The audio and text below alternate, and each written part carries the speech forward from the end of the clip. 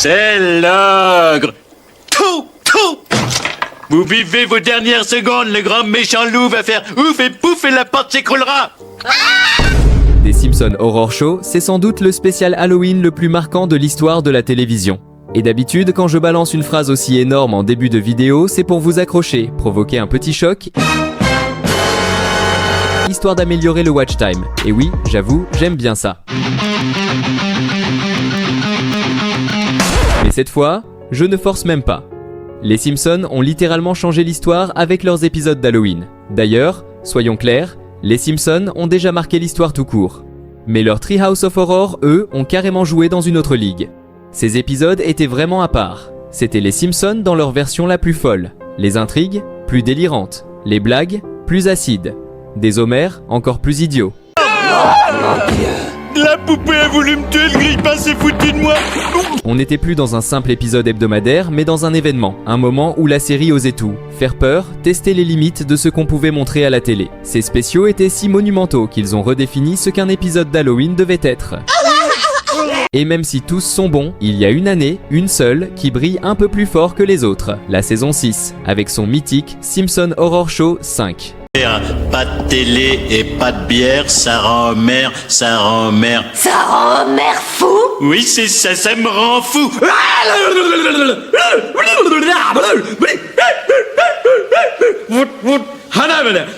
Chacun a son avis, évidemment. Mais si je considère cet épisode comme le plus parfait, ce n'est pas seulement parce qu'il contient le segment, celui que beaucoup considèrent comme la meilleure séquence jamais produite. C'est surtout parce qu'il a su apprendre des épisodes précédents. Il a pris tout ce qui fonctionnait dans les anciens, puis il a mélangé tout ça dans un paquet absolument parfait. Et écoutez bien, je n'emploie pas souvent le mot héros. Mais le premier spécial Halloween, lui, est un vrai héros de l'histoire de la télévision. Oui, un héros. Parce que c'est lui qui a posé les fondations des Simpsons Horror Show. À l'époque, on appelait encore ça spécial Halloween dans l'intro. Et évidemment, ce premier épisode a une saveur différente des suivants. La série était encore jeune, en pleine recherche de son identité et même de la voix d'Homer.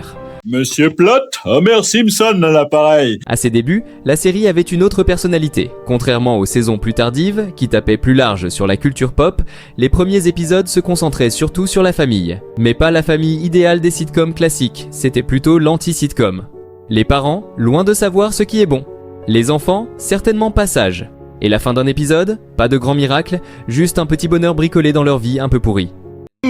Fais quelque chose, s'il te plaît. Homer, écoute-moi, quand les plus grands rêves d'un homme, c'est de reprendre du dessert, de faire un câlin de temps en temps et de dormir jusqu'à midi le week-end. Personne ne peut lui détruire ses rêves. Voilà pourquoi les premiers Simpson Horror Show reflétaient ce ton particulier. Prenez le tout premier épisode d'Halloween, 3 segments. Les Simpsons qui emménagent dans une maison hantée. Les Simpsons enlevés par des extraterrestres. Et une adaptation du Corbeau d'Edgar Allan Poe. Ôte ton bec de mon cœur et jette ta forme loin de ma porte. Le corbeau dit. Jamais plus. Ce qui frappe tout de suite, c'est que ces histoires parlent avant tout de la famille entière, pas d'un personnage isolé. Et c'est volontaire, ces segments servent à commenter ce qu'est la famille Simpson. Regardez, la cabane de l'horreur, la maison hantée tente de les manipuler pour qu'ils s'entretuent. Mais c'est elle, la maison, qui finit par devenir le véritable monstre. Elle préfère se détruire plutôt que de vivre avec eux.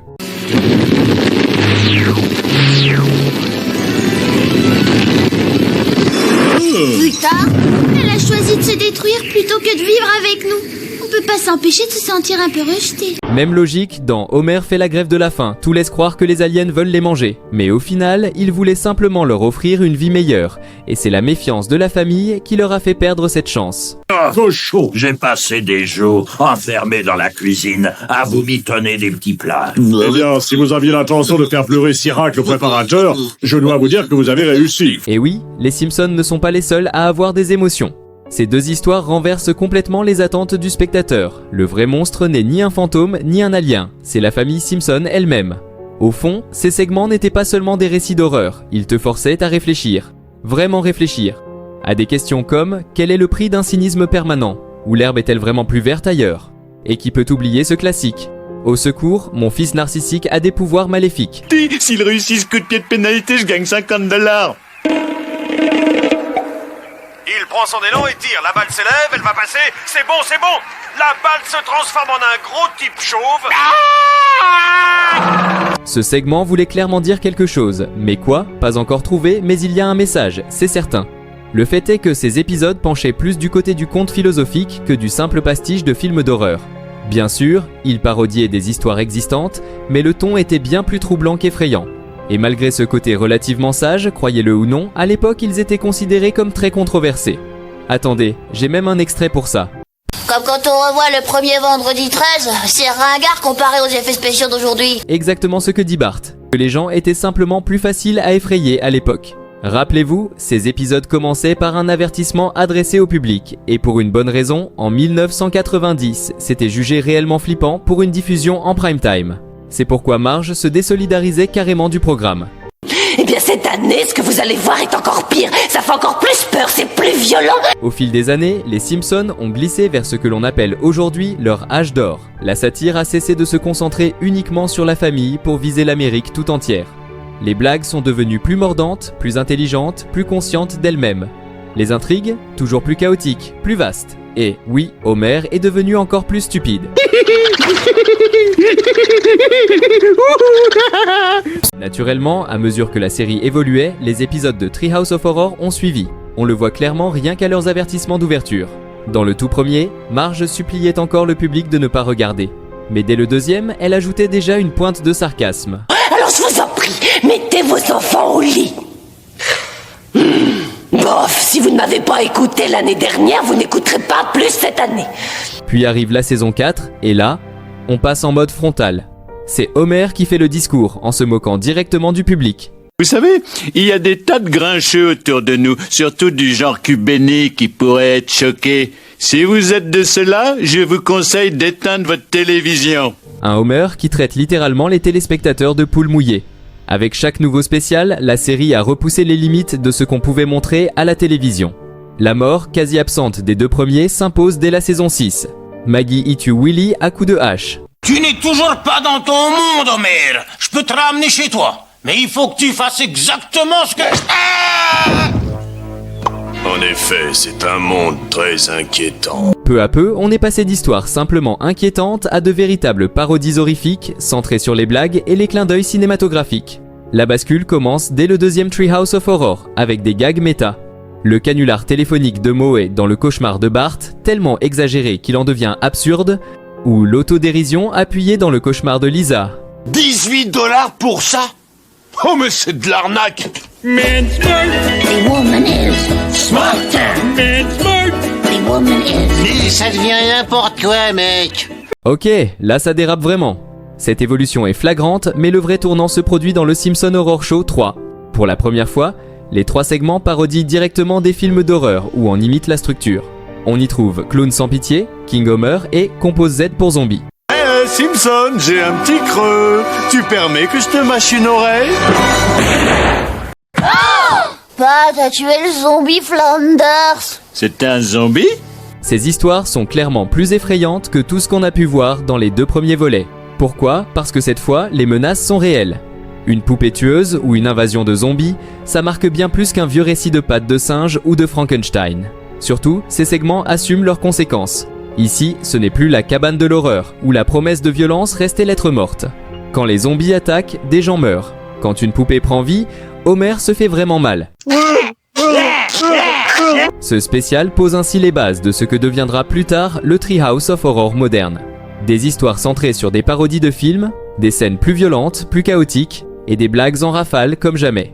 Mais ce choix a un prix. En misant sur le spectacle, la série a laissé de côté les petites touches philosophiques, ces idées qui faisaient réfléchir. Et même si cette évolution a clairement porté ses fruits, l'épisode de la saison 4 est globalement plus solide que ses prédécesseurs, il manque quelque chose. Cette inquiétante subtilité des débuts, on ne la sent plus.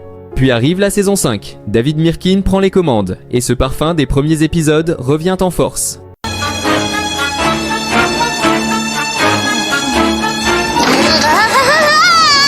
Avec les saisons 5 et 6, la série réussit à retrouver cet équilibre parfait. Mélangez le grand spectacle horrifique et une vraie perturbation conceptuelle. Prenez l'idée d'un gremlin qui s'accroche au bus est déjà flippante, mais ce qui glace vraiment, c'est que personne ne te croit. Ce segment fonctionne si bien parce qu'il entremêle habilement l'horreur psychologique et l'horreur plus classique. Là, au moins, je pourrais me reposer. Alors, ça gazouille, Bart? Oui, je sais, c'est une parodie de Twilight Zone, donc cet effet est presque intégré d'office. Mais le résultat reste imparable. On pourrait en dire autant de Nightmare Cafeteria. Certes, l'argument est un peu moins puissant, mais enfant, j'étais vraiment terrifié par ce passage où Marge refuse d'aider Bart et Lisa à échapper à l'école. Maman, il faut que tu nous aides. Ils font cuire des enfants à la cafétéria de l'école. Écoutez, vous avez 8 et 10 ans maintenant, je ne peux pas toujours me battre à votre place. Maman! Il n'y a pas de mais, vous allez aller de ce pas à l'école, vous les regardez dans les yeux et vous leur dites « Ne me mangez pas ». Ces épisodes signés David Mirkin, excellents dans ce mélange d'anciens et de nouveaux. The Devil and Homer Simpson, Time and Punishment. Ce n'est pas la même peur que dans Dial Z for Zombie. Ici, c'est plus profond. Homer Simpson. Celui-ci m'a échangé son âme. Ces questions rappellent les premières saisons. Un fond un peu philosophique, un malaise diffus, mais toujours enveloppé d'un chaos hilarant et de blagues mémorables. Et puis, comment oublier l'un de mes moments préférés de Lionel Hutz dans The Devil and Homer Simpson.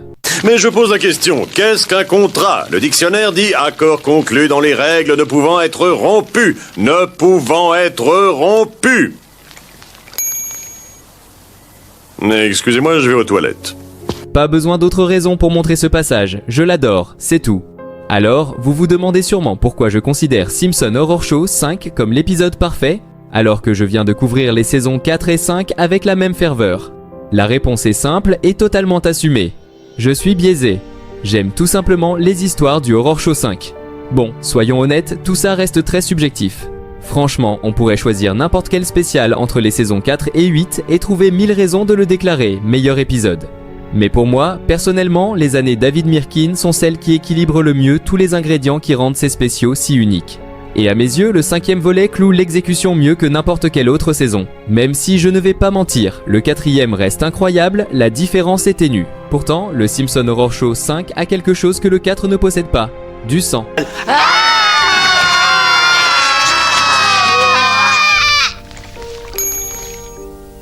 Apparemment, David Mirkin a tenté de bourrer l'épisode de tripes et d'hémoglobine, malgré les pressions du Congrès américain pour en limiter la violence. Et la série s'amuse même à le signaler directement dans l'épisode. Cet épisode est tellement effrayant que le Congrès en interdit la diffusion. À la place, on nous suggère un grand classique du western avec Glenn Ford, La ruée vers l'Oregon. Dans les propres mots de Mirkin, c'était le plus dérangeant des épisodes d'Halloween. Bon, d'accord, aujourd'hui on a sûrement vu pire, mais il faut reconnaître l'engagement. Il y a pourtant un autre élément qui distingue la saison 6 de toutes les précédentes. La disparition des segments de transition, ces petits sketchs où les personnages présentaient l'histoire suivante. Les scénaristes voulaient allonger le temps consacré aux 3 récits principaux, estimant que ces interludes grignotaient trop de minutes. Un choix controversé, beaucoup de fans adoraient ces passerelles. Et je comprends tout à fait. Mais au final, c'était la meilleure décision. On est là pour les histoires, pas pour le liant. Et en tant que spectateur, je préfère un segment plus long même si on perd un peu du charme des introductions. Quant à ce qui se passe après la saison 6, on n'en parlera pas ici. Parce que couvrir 34 ans de contenu dans une seule vidéo, vous avez vu la durée en cliquant. Mon but, c'était d'expliquer comment les spéciaux d'Halloween ont évolué jusqu'à ce que, selon moi, on atteigne l'épisode parfait. Mission accomplie. Si vous aimez ce genre d'histoire, abonnez-vous à la chaîne. Je vous laisse avec ce passage d'Homer. C'est quoi ça? C'est nous qu'on contrôle? Et t'as vu? Je peux voir ma voix à la téloche. Bah, tu fous chaleur l'atmosphère. Excuse...